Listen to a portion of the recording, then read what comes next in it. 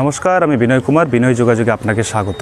এখন শীতকাল, এই সময়টাতে নিজের শরীরকে ফিট রাখবেন কিভাবে সে বিষয়ে আজকে কিছু কথা বলবো। এমন কিছু খাবারের কথা বলবো যেগুলো শীতে খাওয়া খুবই দরকার। শীতকালটা হচ্ছে অনেকটা গোছানোর সময়। প্রকৃতি নিজেকে গোছাতে শুরু করে, বসন্তে ফুলে ফুলে সমৃদ্ধ হয়। সেই রকমভাবে আমাদের শীতটা অনেকে বলে জরার কাল, কিন্তু তা নয়। এই শীতে নিজেকে গোছান, নিজেকে তৈরি করুন। শীতকালটাতে কোনো রকম অলসতায় ছেড়ে দেবেন না। এই সময়টাতে সকালে উঠুন, সকালে উঠে পরে প্রতিদিন একটু হলেও দৌড়ান বা বিকেলে দৌড়ান। দৌড়ানোটা দৌড়ানোর মতো হবে, অর্থাৎ টার্গেট নিয়ে নিতে হবে যে আজকে আমি 500 মিটার দৌড়বো বা 1 কিলোমিটার দৌড়বো, এমনকি ঘামার জন্য দৌড়বো। যতক্ষণ না পর্যন্ত ঘামছি ততক্ষণ পর্যন্ত আমি ছাড়ছি না। এভাবে দৌড়টা শুরু করতে হবে। অনেকে শুধু যোগা করে থাকেন, কিন্তু শুধু যোগা করতে এই সময়টা বলবো না। এই সময়টা আপনারা তার সঙ্গে যোগ করুন, দৌড়ানোটা যোগ করুন। দৌড়ালে পরে পুরো ফুল বডি ওয়ার্কআউট হয়, সমস্ত রকম মাসেলের কাজ হয়, অ্যাবডোমেনিয়াল ওয়ার্কআউট ভালো হয়। এছাড়া ব্রেন খুব ভালো চলাচল করে, মস্তিষ্কে অনেকটা রক্ত সঞ্চালিত হয়, হাত পা সব কিছু একসঙ্গে কাজ করতে থাকে। এছাড়া নিজের স্ট্যামিনাটা অনেকটা বাড়ে। বিশেষ করে দৌড়ানোর ফলে ফ্রম ফুট টু হেড পুরোটারই একটা ভালো ব্যায়াম হয়। আপনারা লক্ষ্য করবেন যখন দৌড়ানো হয় তখন শ্বাস প্রশ্বাসটা অনেকটা বেড়ে যায়। অনেক জোরে জোরে আমরা শ্বাস নিতে থাকি, সেই সময় কিন্তু ফুসফুসের ব্যায়াম হয়। ফুসফুসের মধ্যে অনেক ব্যাড মিউকাস কিন্তু বাতাসের মধ্যে বেরিয়ে যায়। অতএব এই সময়টাতে দৌড়ান। তবে দৌড়বেন কিভাবে দেখুন। প্রথমে স্টার্টিং লেভেল, যে যারা প্রথম শুরু করছেন, 500 মিটার হয়তো দৌড়ালেন বা 200 মিটার। এই 200 মিটার কিন্তু একদম ফুলফিল করতে হবে। অর্থাৎ 500 মিটার, আমি আজকে 500 মিটার দৌড়বো, থামবো না। এটা নিজেই বুঝতে পারবেন কতটা করব কি না করব। এরপর পরের দিন এটা বাড়ান। যদি প্রথম দিন 500 দৌড়ে থাকেন তাহলে পরের দিন সেটা 700 করুন। এভাবে প্রতিদিন এটা বাড়াতে থাকুন। এবং দৌড়ানোর সময় একটা সময় দেখবেন যে মনে হবে আর যেন পাচ্ছি না, মনে হবে যেন শ্বাস নিতে অনেকটা কষ্ট হচ্ছে, পায়ে ব্যথা হচ্ছে, হামস্ট্রিং কাপ মাসেলগুলোতে পেন হচ্ছে। তখন কিন্তু ছেড়ে দেবেন না। ওই মুহূর্তে ওই ব্যথার কথাটা ভুলে যান। ওই মুহূর্তে শুধু ফোকাসটা সামনে করুন যে আমি, ধরুন দৌড়তে দৌড়তে একটা রাস্তায় যাচ্ছেন, সামনে একটা পিলার দেখতে পাচ্ছেন বা কোনো একটা অবজেক্ট, কোনো একটা গাছ, সেই জায়গাটা অবধি যাওয়ার একটা সংকল্প করে নিন যে অতটা যাব, তারপর আমি থামবো। দেখবেন ওই মুহূর্তে যাওয়ার আগে পর্যন্ত আপনার যে পেইনটা হচ্ছে, সেই পেইনটার কথা আপনি ভুলে গেছেন। এবং যখনই একবার যন্ত্রণাটাকে অতিক্রম করে নিতে পারবেন, তখন দেখবেন সেই যন্ত্রণাটা আর নতুন করে আপনাকে কাবু করতে পারছে না। দৌড়ানোর সময় এই টেকনিকটা আপনাকে অবলম্বন করতে হবে। অর্থাৎ একটা ডেস্টিনেশন করতে হবে যে আমি ঠিক এতটা দৌড়াবো। অতটা যাওয়ার পর তখনই কিন্তু থামবেন না। তারপরেও হালকা হালকা হালকা হালকা একটু জগিং করবেন, এই যে এইভাবে, এবং ধীরে ধীরে থেমে যাবেন। হুট করে থেমে যাওয়া নয়, অনেকটা হাঁটবেন দৌড়ানোর পরে, যে শ্বাস প্রশ্বাসটা যতক্ষণ না স্বাভাবিক হচ্ছে ততক্ষণ পর্যন্ত হেঁটে যাবেন। তারপর কিছু ব্যায়াম আপনারা করতে পারেন। অনেকে শীতকালে গরম জলে স্নান করেন, তা করা কিন্তু একদমই ঠিক নয়। শীতকালে ঠান্ডা জলেই স্নান করুন। অনেকে দেখবেন এই শীতেও আইস বাত নেয়। কেন নেয়? কারণ নার্ভাস সিস্টেমটা সম্পূর্ণ ভালো রাখার জন্য তারা এই কাজটা করে।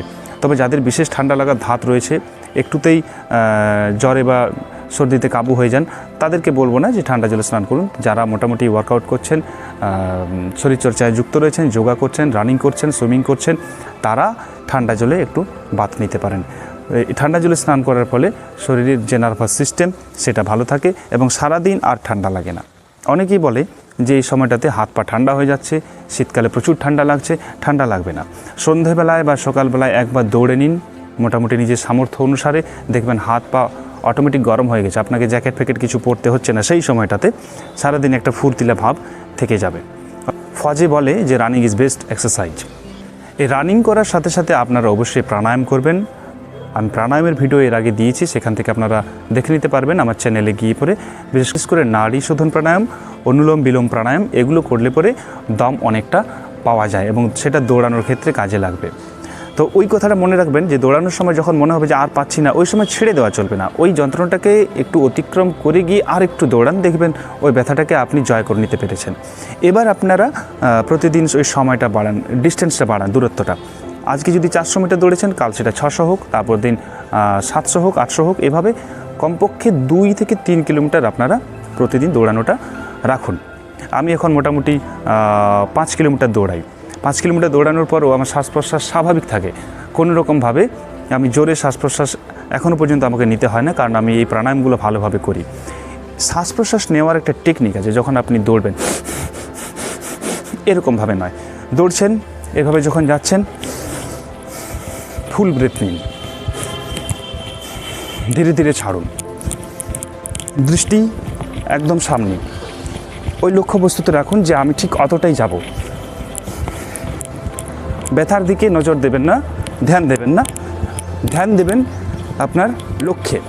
অতদূর গিয়ে পরে যখন মনে হবে যে এই জায়গাটা আমি পেরোলাম, তারপরেও হালকা হালকা দৌড়াতে আস্তে আস্তে থেমে যান।